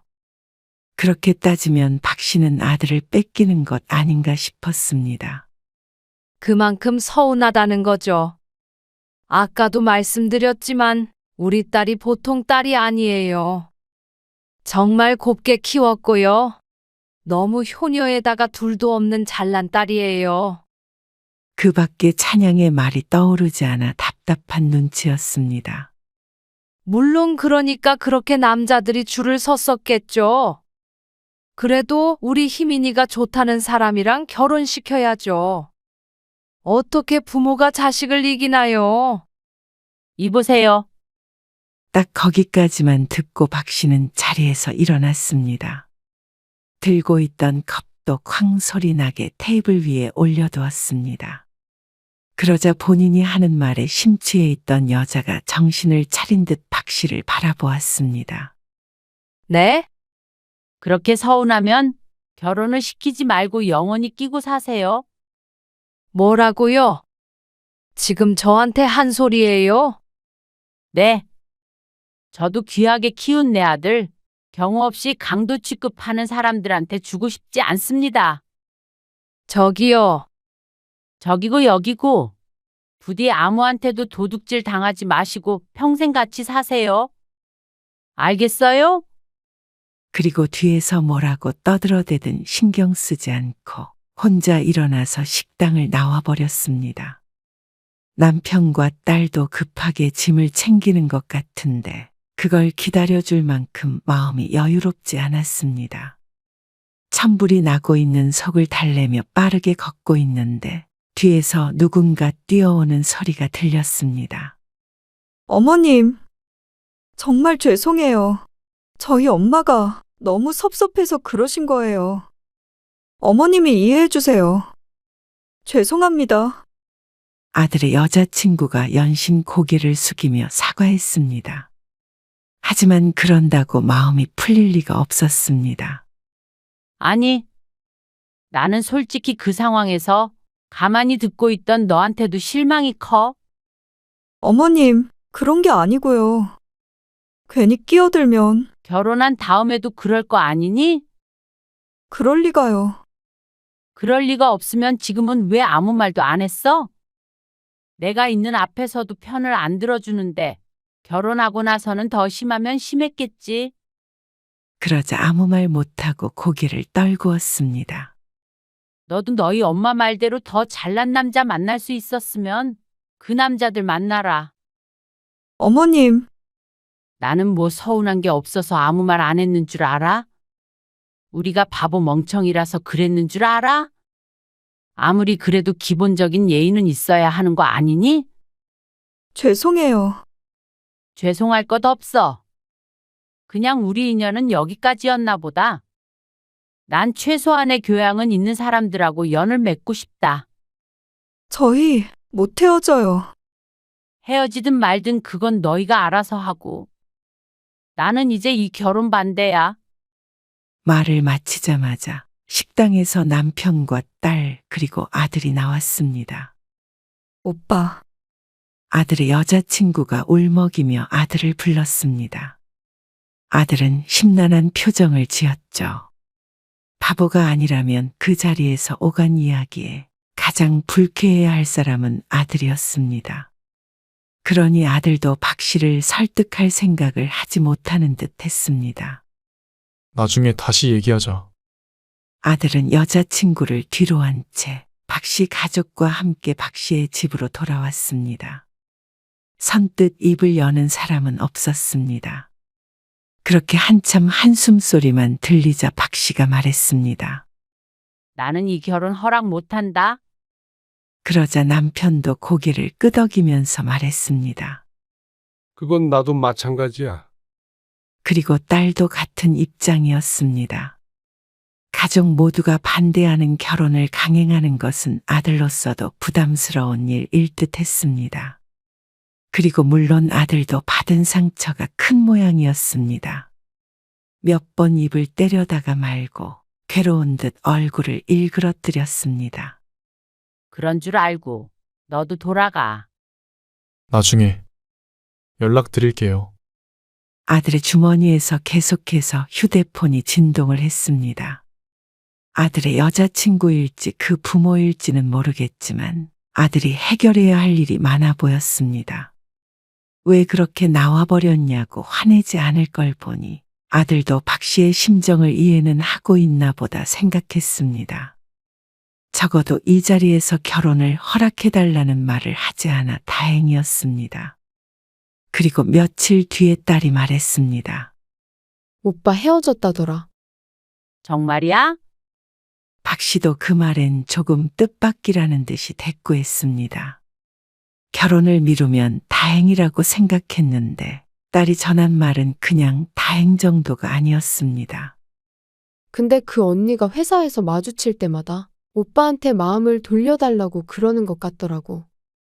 그게 문제네. 같은 회사에 다니고 있으니 파혼 문제도 쉽지 않아 보였습니다. 오히려 우리 가족이 너무 예민하다고 뭐라고 했다더라. 무슨 그런 일 가지고 파혼을 하냐고. 기가 차서 웃음도 나오지 않았습니다. 사돈 면전에다가 대고 내 아들을 도둑이라고 말하는 게 별거 아닌 일인가 싶었습니다. 그 자리에서 뛰쳐나온 게 정말 잘한 일이라는 생각이 들었습니다. 그대로 또 참고 결혼을 진행했다가는 내 아들 인생이 참 불쌍해질 뻔했습니다. 아들 얼굴을 평생 못 보고 살게 되거나 이혼하는 미래밖에는 없지 않았을까 생각했습니다. 아들은 파혼 후의 마음을 쉽게 잡지 못하고 괴로워하는 것 같지만 차라리 지금 괴롭고 많은 것이 낫다고 생각했습니다. 오빠도 그날 일로 상처가 큰 모양이야. 다시 안 만날 거라고 그러더라고. 정 그러면 이직까지 생각하고 있기도 하고. 그 정도로 크게 마음을 먹었다니 박 씨는 가슴을 쓸어내렸습니다. 아들이 죽어도 결혼하겠다면 어쩌나 걱정을 하긴 했으니 말이죠. 최악의 경우엔 아들이 살던 집도 뺏어버리려고 했습니다. 그러면 당장 결혼하겠다는 소리는 안 할 테니 말이죠. 거기까지 안 가게 해줘서 아들에게 고마울 지경이었습니다. 그리고 가방 사라고 준 돈 500만 원도 돌려받았대. 근데 엄마 아빠한테 미안해서 말을 못하는 것 같더라고. 그대로 결혼하는 게 미안한 거지. 나도 그렇게 말했지. 상견례에서 그래서 오히려 다행이지 뭐. 이혼보다 파혼이 나으니까. 딸의 말에 박 씨도 고개를 끄덕였습니다. 아들도 돈까지 돌려받은 걸 봐서는 제대로 마음먹은 듯하니 모든 건 시간이 해결해 줄 문제였습니다. 지옥문에서 뒤돌아 나온 것 같아서 정말 다행이었습니다. 딸의 말처럼 오히려 잘된 일이라고 생각하고 살기로 했습니다. 아들을 강도의 도둑을 만들 뻔했으니 말이죠. 나도 정신 똑바로 차리게. 남자친구가 있는 딸도 경각심이 생겼는지 눈을 부릅떴습니다. 그렇게 아들은 여자친구와 헤어졌고 몇 달 지나지 않아서 여자친구가 회사를 옮겼다고 전해 들었습니다. 큰일은 치렀지만 적어도 박 씨 가족에게 있어서는 차라리 잘된 일이었습니다.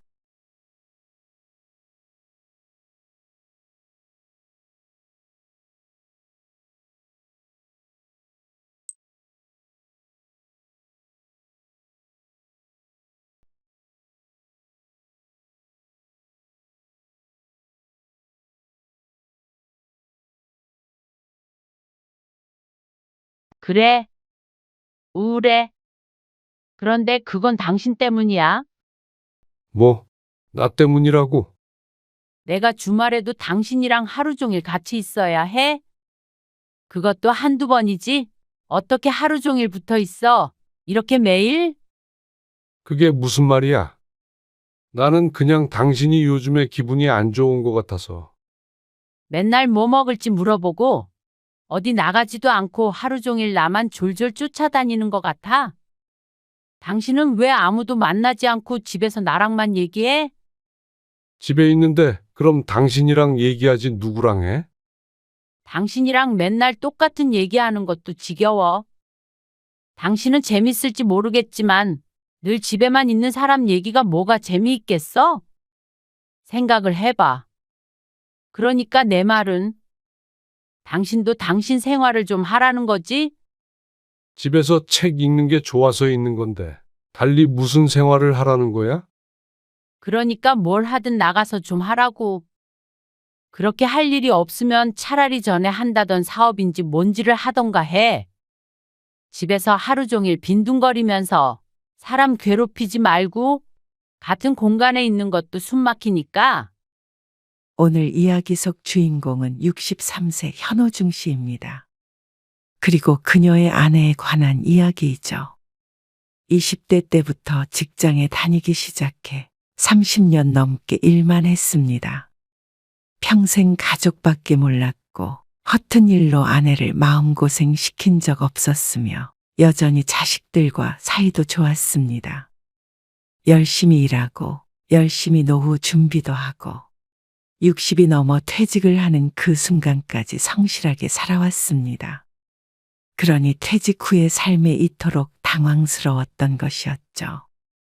은퇴를 하면 아내와 함께 나들이도 가고 가끔은 자식들과 만나며 그렇게 평화로운 노년을 보낼 줄 알았습니다. 그런데 그게 현시만의 착각이었던 걸 몰랐던 것이었죠. 일을 안 하니 집에만 있는 현실을 아내는 못 견뎌 했습니다. 집에서 아무것도 하지 않는 모습이 꼴보기 싫다고 했죠. 현 씨는 여태 살아온 인생에 대한 회의감이 들었습니다. 이런 취급을 받으려고 평생 가족을 위해 살았는가 싶었습니다. 돈만 버느라 제대로 된 취미도 없이 그렇게 지냈는데 이제 늙고 돈도 벌어오지 않으니 취미도 하나 없느냐며 한심해했습니다. 이대로 이렇게 지내는 게 맞나 싶었습니다.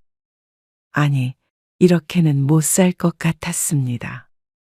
현 씨는 자식이 둘이 있었습니다. 그리고 아내는 결혼 직후 일을 그만두고 연년생을 낳아 육아와 집안일에 전념했습니다. 그래서 현 씨는 아내에게 늘 고마웠습니다. 모난 데 없이 자식들 잘 키웠고 모든 면에서 부족함이 없었다고 생각했습니다. 각자 역할을 잘했기에 큰 불화 없이 화목한 가정을 꾸렸던 것이었겠죠. 회사가 어려워 해고가 될 뻔한 적도 있었고 바깥에서 혼자 일하며 아내에겐 참아 말 못했던 고충도 많았습니다.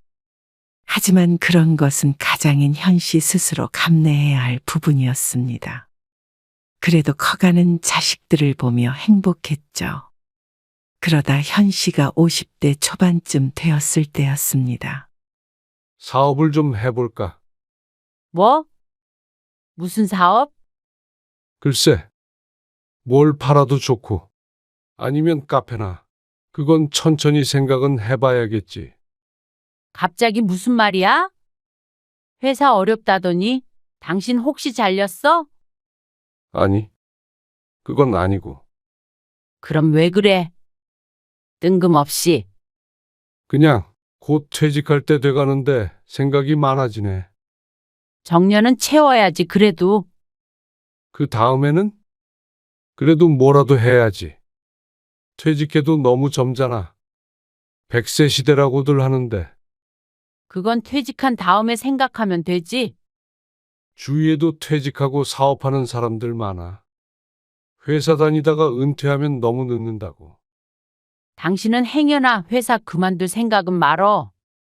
나는 매달 월급 따박따박 들어오는 게 좋으니까. 그리고 퇴직하고서도 말이야. 지금 충분히 먹고 살 걱정 없는데 무슨 사업이야. 그러다가 망하면 큰일 나는 거야. 경고하듯 이야기하는 아내 때문에 꿈도 못 꿨습니다. 꼭 돈 때문이 아니라 퇴직한 후의 삶에 대해 고민이 많았는데 아내는 그런 생각은 하지 말라며 일축했죠. 그동안 나중에 뭐라도 해보기 위해 이것저것 공부도 했지만 아내가 싫어하는 듯 해서 알겠다고 하고 말았습니다. 그 이야기를 꺼낸 뒤로는 혹시라도 현 씨가 딴 맘이 있나 싶어서 의심하는 눈길을 한동안 거두지 않았습니다. 현 씨는 계속 회사를 다니면서 큰아들을 결혼시켰습니다. 그리고 퇴직을 앞두었을 땐 둘째 아들도 결혼을 약속한 여자친구가 있었습니다. 당신 퇴직하고 뭐 할 거야? 뭘 뭐해? 그래도 계획이 있을 거 아니야? 먹고 살만하니까 사업하지 말라며. 그건 중간에 회사를 그만두지 말라는 거였지? 글쎄, 뭘 할 생각은 없는데. 그럼 그냥 집에서 놀 거야? 나도 취미 생활도 좀 하고 그렇게 쉬어보려고 하는데. 그래? 이전에 아내가 했던 말처럼 부동산도 있고 노후는 대비가 되어 있었습니다. 10년만 더 젊었어도 뭐라도 해볼 생각을 했겠는데 혹시나 가진 것을 잃을까 무서워 무언가 벌릴 생각은 들지 않았습니다. 있는 거 잘 지켜서 나중에 자식에게 손 안 벌리고 사는 것이 현 씨의 목표였습니다. 그리고 아내와 함께 시간도 보내며 그저렇게 살고 싶었습니다. 그리고 현 씨는 얼마 전에 퇴직을 했습니다. 왜 그렇게 안절부절해? 집에만 있으니까 이상해서 그래. 정신 사나우니까 좀 앉아 있어. 아니면 산책이라도 좀 다녀오던가? 아니야. 방에서 책 읽을게. 무료한 시간들이었습니다. 수십 년 출근을 하다 보니 휴가보다 길게 집에 있는 게 어색했습니다. 그래서 거실을 좀 돌아다녔더니 아내가 핀잔을 주었죠. 현 씨의 유일한 취미라고 할 수 있는 것이 그나마 책을 읽는 것이었습니다. 그래서 대부분 시간은 집에서 책을 읽거나 TV를 보면서 지냈습니다. 약속이 있더라도 2주에 한 번 있을까 말까 했습니다. 하지만 시간이 지날수록 그런 생활에도 익숙해졌습니다. 쉬니까 이렇게 편하고 좋은가 싶기도 했습니다. 불안했던 감정도 사라지고 집에 있는 게 오히려 적성에 맞았습니다. 회사에 다닐 때도 어디 돌아다니는 스타일이 아니라 주말에는 대부분 집에 있었는데 이렇게 사는 것도 나쁘지 않았습니다. 일하느라 바빠서 못 보던 책도 마음껏 보고 말이죠. 당신 이번 주에는 아무도 안 만나? 누굴 만나? 그냥 친구나? 동창이나? 아니면 직장 동료? 다들 바쁜데 뭘. 근데 왜 당신만 한가해? 회사에 안 나가니까 한가하지. 주변에는 퇴직하고도 일하는 사람도 많은가 보지? 그렇지. 진작 회사 그만두고 카페 차린 친구들도 있고 그러지. 우리도 그럴 걸 그랬나? 그래도 장사는 잘 안 된대. 장사는 안 돼도 할 일은 있을 거 아니야? 그 말을 들으니 어쩐지 할 일 없는 자신을 탓하는 것 같은 느낌이 들었습니다. 기분 탓인지는 모르겠지만 어디 안 나가느냐는 질문도 종종 듣곤 했습니다. 하지만 현 씨도 전혀 나가지 않는 것은 아니었습니다. 가끔은 나가서 친구도 만났고 아들이랑 만나기도 했습니다. 하지만 마찬가지로 집에 있는 아내는 현 씨가 전혀 나가지 않는다고 느끼는 모양이었습니다. 오늘 점심에 뭐 먹을 거야? 나 오늘 외출해. 언제 오는데? 저녁 먹기 전에는 올 거야. 그래. 알았어. 그러면 점심은 나 혼자 먹을게. 알았어. 설거지도 해놔야 돼. 그래. 조심히 다녀와. 아내가 외출한 뒤에 현 씨는 점심때가 되어 밥을 차렸습니다. 냉장고에 있는 반찬들 꺼내고 아침에 먹은 국을 데웠습니다.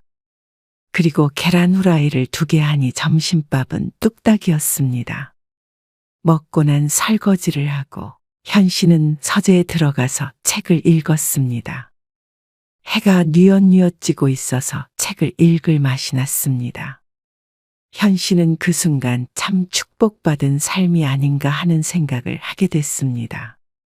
젊어서 열심히 일했고 운도 좋았기 때문에 노후 걱정 없고 자식들도 다 잘 살고 있고 또 집 평화로우니 이렇게 은퇴 후에 하고 싶은 것을 하며 편안히 지낼 수 있다는 사실만으로도 성공한 인생이라고 생각했습니다. 꼭 대단한 부자가 되어야 행복한 게 아니었죠. 현 씨는 현관문 열리는 소리에 정신을 차렸습니다.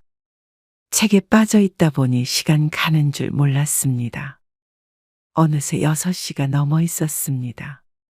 당신 왔어? 계속 집에 있었어? 책 봤어. 그래? 밥은? 점심은 먹었지? 저녁 때 됐잖아. 뭐 먹을까? 글쎄, 딱 먹고 싶은 게 없네? 그러면 라면 끓여 먹을까? 내가 끓일게. 아니, 생각이 별로 없는데. 귀찮기도 하고, 당신 귀찮으니까 내가 할게. 집에서 먹기 싫어. 그리고, 당신 그놈의 밥 얘기 좀 그만해. 짜증스러운 대꾸에 현 씨가 놀라서 말을 멈췄습니다. 그러자 현 씨의 아내는 방으로 들어가 버렸습니다. 당황스러워서 거실을 서성거리고 있는데 아내가 나와 부엌으로 갔습니다. 밥을 차리려는지 달그닥 거리는 소리가 들려서 현 씨가 아내에게 가서 조심스럽게 말했습니다. 당신 밥 생각 없으면 그냥 둬. 내가 알아서 차려서 먹을게. 아냐? 밥 먹어. 금방 차릴게. 현 씨와 아내는 말없이 함께 앉아서 밥을 먹었습니다. 현 씨는 아내의 눈치를 안 볼 수가 없었습니다. 오늘 밖에서 무슨 일 있었어? 아니, 아무 일 없었어. 왜? 그냥 기분이 안 좋은 것 같아서 그렇지. 아냐, 그게 아니라 아내는 무슨 말을 하려다가 말고 머뭇거렸습니다. 왜 그런데? 아니야. 좀 피곤해서 그래. 그리고 다시 식사를 하는 아내를 보고는 현 씨도 더 이상 캐묻지 못했습니다. 그런데 다음날 아침에 아내가 왜 그랬는지 알 수가 있었습니다. 당신 진짜 어디 안 나가? 아침을 먹기 전에 아내가 또다시 물었습니다. 의아한 표정으로 쳐다보고 있자 아내가 한숨을 쉬면서 말했죠. 어떻게 삼시세끼를 집에서 먹을 수가 있어? 삼시세끼라니. 그저께도 외식했잖아. 그런 말이 아니잖아. 그럼 무슨 말이야? 좀 나가기도 하고 그래야지. 내내 집에 있으면서 밥 타령하니까 나 솔직히 힘들어 죽겠어. 밥타령이라는 말에 현 씨는 조금 놀랐습니다. 그러고 보니 어제부터 아내가 저기압이었던 이유가 이것이었던 듯 했습니다. 하지만 현 씨도 억울했습니다. 아내에게 하루의 새끼를 직접 차리게끔 한 적도 없었기 때문이었습니다. 아침은 많은 날을 아침 겸 점심으로 대체했고 저녁에도 이틀에 한 번꼴로 외식을 했습니다. 그리고 아내가 외출하거나 귀찮아하면 현 씨가 직접 차렸으니 아내가 밥하는 걸 가지고 스트레스 받아 하는 줄은 꿈에도 몰랐죠. 현 씨가 별다른 말을 하고 있지 않자 아내는 답답하다는 듯이 다시 한번 한숨을 쉬었습니다. 점심은 내가 차려서 먹을게. 아내와 이런 일로 다투고 싶지 않았습니다. 현 씨도 충분히 할 수 있는 일이었고 진수성찬을 차려서 먹을 필요도 없었기에 현 씨는 대수롭지 않게 생각했습니다. 물론 기분은 조금 상한 건 어쩔 수 없었습니다. 하루에 남편 밥 한두 끼 차려주는 게 그렇게 어려운 일인가 싶었습니다. 그마저도 나가서 사먹는 일이 많은데 말이죠. 회사에 다닐 때는 아침 저녁을 집에서 먹었는데 이제는 돈을 안 버니 밥 차려줄 가치도 없나 하는 생각까지 하게 되었습니다. 하지만 설마 했습니다. 그냥 요새 기분이 안 좋은가 보다 싶었습니다. 그런데 그날 이후로 아내는 자주 집을 비웠습니다. 오늘도 나가? 응. 오후에 들어올게. 밥 혼자 먹어. 어디 가는데? 답답해서 친구들 좀 만나러 가려고. 그런데 그 답답하다는 말이 조금 마음에 걸렸습니다. 답답해? 그냥 요새 좀 그렇네. 힘없이 대답한 아내가 가방을 들고 나갔습니다. 그리고 저녁 먹을 시간이 되어서야 집으로 돌아왔습니다. 기분 전환 좀 하고 왔어? 좀 나아. 나 점심을 늦게 먹어서 오늘 저녁은 안 먹을게. 혼자 챙겨 먹을 수 있지? 그래. 들어가서 좀 쉬어. 아내가 들어간 방문을 한참 쳐다보았습니다. 우울증 같은 게 온 게 아닌가 싶어서 걱정이 되었습니다. 자꾸만 짜증을 내는 것도 그렇고 답답하다는 말도 종종 하기에 심상치 않은 듯 했습니다. 점점 집에서 말수도 줄어들고 말이죠. 다음 날에도 거실에서 함께 TV를 보다가 갑자기 벌떡 일어나서 외투를 걸치는 아내. 왜? 어디 가게? 마트? 아니, 요 앞에 좀 걷다 올게. 그 말에 또 가슴이 덜컥 내려앉았습니다. 아무래도 갱년기라도 온 것 같았죠. 그러지 말고 같이 가. 현 씨가 아내를 따라서 일어났습니다. 그러자 그 어깨를 잡아 누르며 아내가 말했습니다. 아냐, 당신은 여기 있어. 나 혼자 조용히 걷고 싶어서 그래. 그래도 같이 가지. 아냐, 요 앞에 공원에만 잠깐 갔다 올게. 찬바람 좀 쐬고 싶어서 그래. 그래서 현 씨도 어쩔 수 없이 다시 자리에 앉았습니다. 한참 앉아서 생각에 잠겨 있던 현 씨가 휴대폰을 들었습니다. 그리고 작은 아들에게 전화를 걸었죠. 아무래도 미혼인 아들에게 부탁하는 게 나을 것 같았습니다. 주영아, 너 주말에 시간 있냐? 왜요? 무슨 일 있으세요? 바쁘더라도 시간 좀 내줘라. 아무래도 너희 엄마가 요즘 우울한 모양이야. 엄마가요? 정말요? 현 씨의 말에 아들이 놀라서 되물었습니다. 그래. 자꾸 바람 쐬고 싶다고 그러는데 주말에 아예 같이 나들이라도 좀 갔다가 오는 게 어떨까 해서. 아, 저는 괜찮아요. 형한테 제가 연락할까요? 아니야. 너희 형은 혼자도 아닌데 뭘. 혹시나 며느리가 불편할까봐 싶어서 작은 아들에게만 연락했습니다. 아들은 흔쾌히 그러겠다고 했습니다. 그러면 바닷가나 그런 데로 갈까요? 그래. 네 엄마 바다 좋아하잖아. 제가 그럼 좀 알아볼게요. 그래.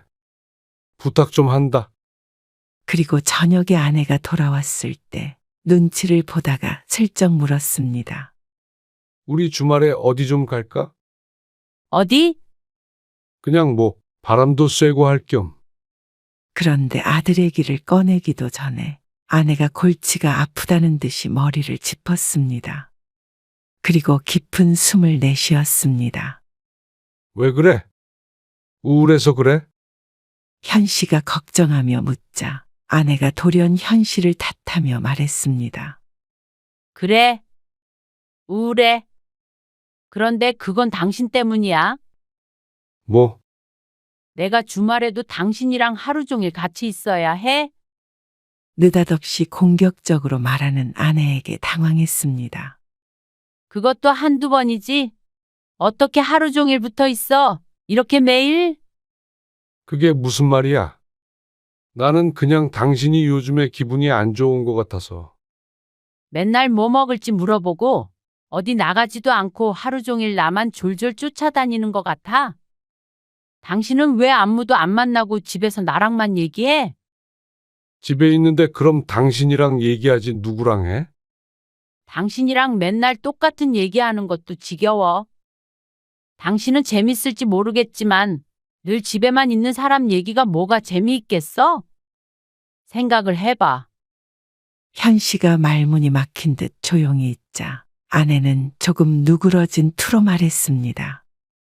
그러니까 내 말은 당신도 당신 생활을 좀 하라는 거지. 집에서 책 읽는 게 좋아서 있는 건데 달리 무슨 생활을 하라는 거야? 아, 뭘 하든 나가서 좀 하라고. 그렇게 할 일이 없으면 차라리 전에 한다던 사업인지 뭔지를 하던가 해. 집에서 하루 종일 빈둥거리면서 사람 괴롭히지 말고. 뭐, 빈둥거려? 현 씨가 충격받은 듯 대꾸하자 아내도 순간 실수를 했다며 미안한 표정을 지었습니다. 하지만 이미 물은 엎질러진 후였습니다. 내 말 오해하지 마. 무슨 말인지 알지? 아내는 그 말을 끝으로 방으로 들어가 버렸습니다. 꼭 같은 공간에 있기 싫은 모양새였습니다. 쾅 닫히는 문을 보니 뭔가 허무한 기분이 들었습니다. 매일 출근해서 이렇게까지 붙어 있을 시간이 거의 없었는데 이제 아내는 현 씨와 있는 시간이 싫은 듯 했습니다. 섭섭한 마음을 억누를 수가 없었습니다. 꼭 다시 출근 좀 해줬으면 하는 눈빛이었습니다. 아내에게 자신의 존재가 무엇인가 싶어서 인생에 대한 회의감마저 들었죠. 결국 아내에게는 아들과 놀러 가기로 했다는 말조차 꺼내지 못했습니다. 그래서 그것도 없던 일이 되어버렸습니다. 그날 이후로 현 씨는 아침에 눈 뜨면 일단 밖으로 나갔습니다. 아내가 밖에 좀 나가라는 데대 버티고 있을 만큼 신경줄이 질기지가 않았습니다. 현 씨도 같이 시간을 보내기 싫다는 아내와 억지로 함께 있고 싶지가 않았죠. 당신 어디가? 밖에 좀 갔다 올게. 요즘 어딜 그렇게 나가는데? 그냥 다녀올게. 아내의 물음에도 현 씨는 어영부영 대답을 얼버무리고 집을 나섰습니다. 아내는 그런 현 씨의 말에 어리둥절한 표정이었지만 달리 해줄 말이 없었습니다.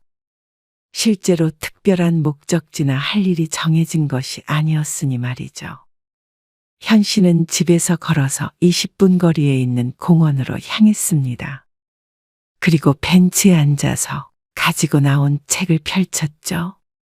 그나마 책 읽는 취미라도 하나가 있었으니 불행 중 다행이었습니다. 2시간쯤 그렇게 한자리에 앉아 있다가 뻐근한 목을 주무르며 고개를 들었습니다. 날씨가 제법 쌀쌀해져서 이렇게 밖에서 책을 보는 것도 오래 하지는 못할 듯 했습니다. 결국 현 씨는 책을 덮고 자리에서 일어났습니다. 그리고 정처 없이 공원을 거닐었습니다. 운동도 할 겸 천천히 걸었는데 그렇다고 무한정 이렇게 걸어 다닐 수는 없는 노릇이었습니다. 그러다가 다시 보이는 벤치에 앉아서 책을 마저 읽다가 휴대폰을 꺼내서 이것저것 보기도 하다가 시계를 확인했더니 생각보다 많은 시간이 지나 있지는 않았습니다. 이러니까 꼭 자신이 집에는 잘렸다는 사실을 비밀로 하고 출근한 척 공원에 서성거리는 사람 같았습니다. 내가 뭐 하고 있냐? 벌써 열흘째 이렇게 나오고 있었는데 정말로 뭐 하고 있는지 몰랐습니다. 이렇게 혼자서 시간을 보내다 보니 많은 생각을 하게 됐습니다. 내가 뭘 위해서 일만 하면서 살았나 싶었습니다. 특별히 자주 만나는 친구도 없었고 취미 생활을 할 시간도 없이 회사만 다니며 살았습니다. 그러니 갑자기 주어진 시간에 집에 있는 것 말고는 달리 할 것이 없었죠. 그런데 반면 아내는 현 씨가 매일 나가니 더 좋은 것 같았습니다. 한참 서성이다가 오후 5시쯤 들어가니까 아내가 밝은 목소리로 물었습니다. 잘 다녀왔어? 밥은 뭐 먹고 싶어? 참 오랜만에 들어보는 질문인 것 같았습니다. 밖으로 나가니 다시 남편 대접을 해주는 거인가 싶었습니다. 하지만 아내가 아니라 이제는 현 씨가 우울증이 걸릴 것만 같았습니다. 별로 생각이 없네. 왜? 점심 뭐 먹었는데? 떠올려 보았지만 분식집에서 라면 하나를 먹은 기억밖에 없었습니다. 그런데 아내와 마주보고 밥을 먹는 게 내키지 않았습니다. 그리고 밥 타령 좀 그만하라는 사람한테 뭐가 먹고 싶다고 말하는 것도 싫었고 말이죠. 현 씨는 점점 말수가 줄었습니다. 머릿속이 어수선하고 마음이 괴로우니 아내와 대화하는 것조차 힘들었습니다. 무엇보다 혼자 나가서 있는 시간이 길다 보니 그건 그거대로 익숙해졌습니다. 그런데 이제는 그것조차 아내의 마음에 안 든 모양이었습니다. 당신, 나한테 시위해? 무슨 말이야? 당신이 집에 있지 말라고 해서 나가잖아. 이것 봐. 시위하고 있네. 당신은 왜 내 마음을 이해를 못 해줘? 아내의 말에 기가 막혀 쳐다보자 오히려 자신이 더 억울하다는 듯이 따졌습니다.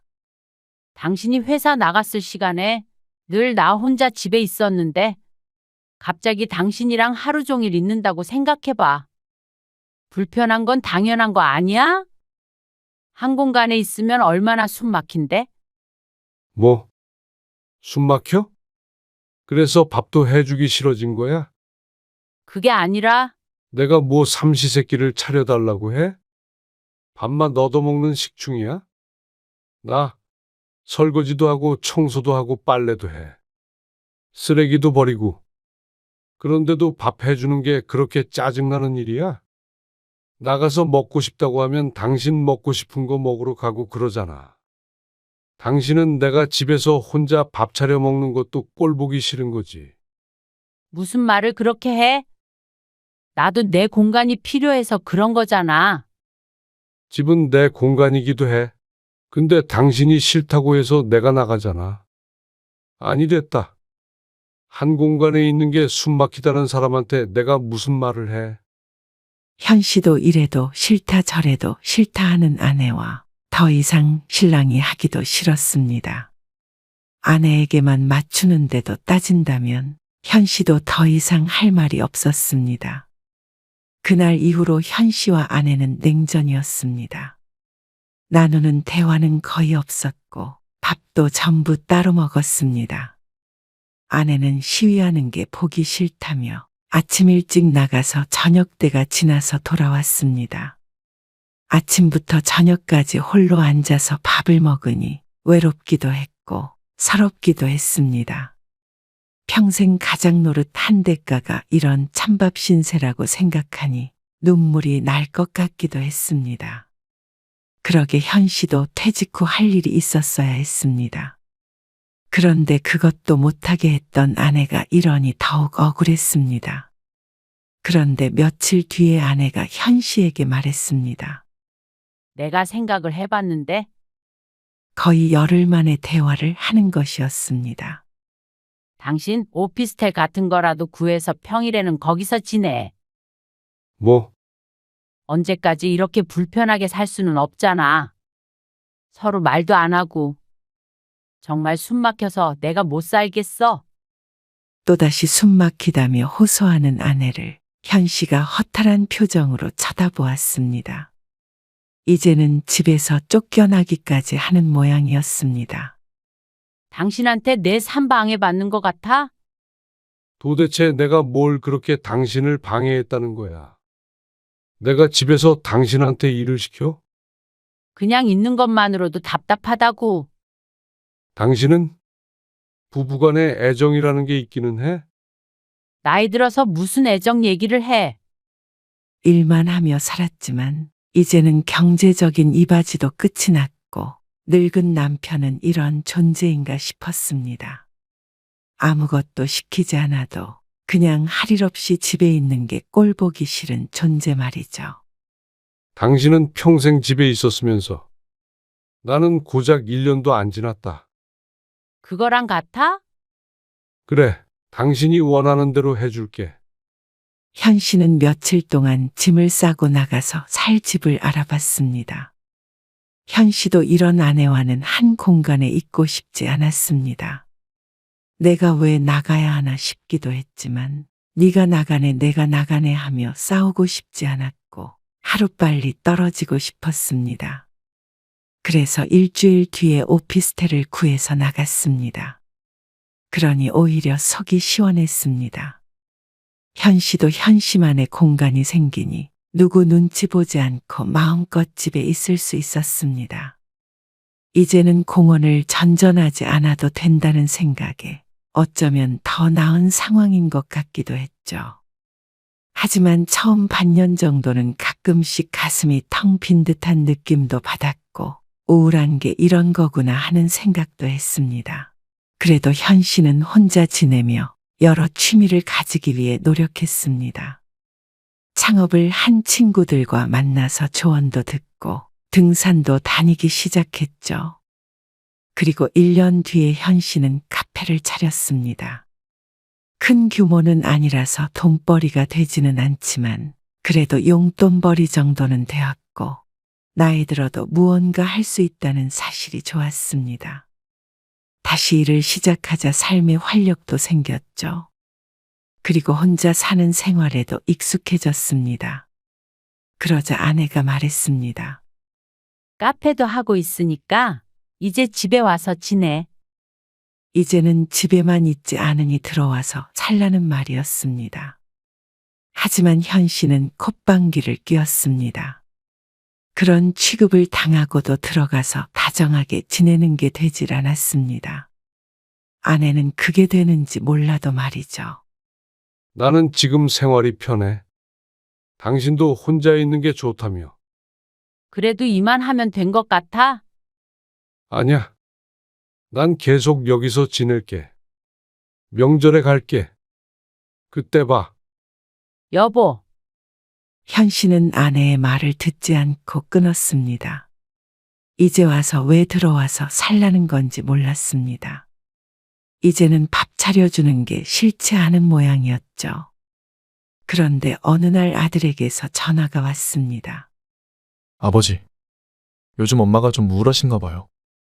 그러면서 자꾸 며느리에게도 전화를 해서 하소연을 한다고 했습니다. 현재 심정이 어떤지, 얼마나 외로운지 그런 말들을 말이죠. 아들의 말을 들으니 어쩐지 갱년기가 지금 온 듯 했습니다. 아내는 현 씨에게도 가끔 전화해서 울기도 했습니다. 왜 우리 가족들은 나한테 신경을 안 쓰는 거야? 왜 그러는데? 아무도 전화도 자주 안 하고 말이야. 이제 혼자서 밥 먹는 것도 싫어. 와서 밥 한 끼 먹으라고 해도 애들이 바쁘다 그러고. 내가 간다고 그래도 싫어하는 것 같단 말이야. 애들도 애들 삶이 있잖아. 그러는 당신은 왜 안 들어오는데? 그렇게 나가 사는 것도 다 낭비잖아. 당신 숨 쉬고 살라고 안 가지. 그게 무슨 말이야? 당신이 나랑 있으면 숨 막힌다며. 그래서 숨 쉬고 살라고 그러는 거지. 그 이야기가 지금 왜 나와? 그러니까 이제 괜찮다잖아. 나는 안 괜찮아. 혼자 있는 게 익숙해서. 이제는 내가 당신이랑 한 공간에 오래 못 있을 것 같아. 뭐? 어떻게 그런 말을 할 수가 있어? 당신이 나한테? 그 말을 그대로 자신에게 했던 사실을 잊은 듯 했습니다. 나도 나만의 공간이 필요해. 모든 걸 다 함께 할 수는 없는 거라고 그랬잖아. 나는 이제 내 인생에 만족하면서 살고 있어. 당신도 내가 방해하지 않을 테니까 당신 인생 살아. 취미를 만들어 보던가 아니면 소일거리라도 하던가. 그러면 극복이 돼. 당신 나한테 복수라도 하는 거야? 복수라니. 다 당신이 나한테 해줬던 조언이잖아. 그럼 명절에 봐. 그리고 전화를 끊었습니다. 아내가 현 씨의 말에 상처를 받았다면 그건 현 씨가 받았던 상처와 동일하겠죠. 그렇다면 아내도 현 씨를 탓해서는 안 됐습니다. 그리고 무엇보다도 아내에게 했던 말은 거짓이 아니었습니다. 지금 무척 만족스러운 인생을 살고 있었습니다. 진작에 퇴직해서 하고 싶었던 일을 하고 있었고, 이제라도 할 수 있어서 좋았습니다. 시간이 지나자 아내는 울면서 전화를 했습니다. 지난날 그렇게 심한 말을 해서 미안하다고 말이죠.